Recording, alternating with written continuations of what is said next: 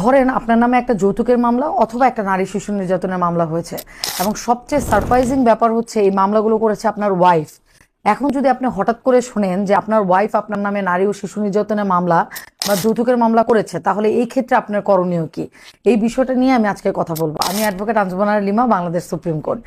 আমাদের দেশে বেশিরভাগ ক্ষেত্রে যখনই কোনো হাজব্যান্ড ওয়াইফের মধ্যে ঝগড়াঝাটি হয়, কথা কাটাকাটি হয়, ওয়াইফ রাগ করে বাবার বাড়ি চলে যায়, তখন কিন্তু হাজব্যান্ডরা একটা ভয় সবচেয়ে বেশি থাকে, সেটা হচ্ছে মিথ্যা মামলা।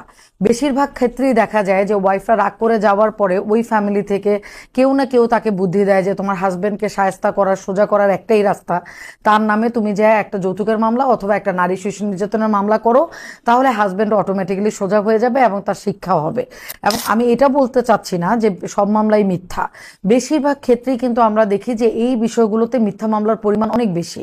সত্য মামলাও হয় এবং সত্য ঘটনার শাস্তিও অনেক হয়।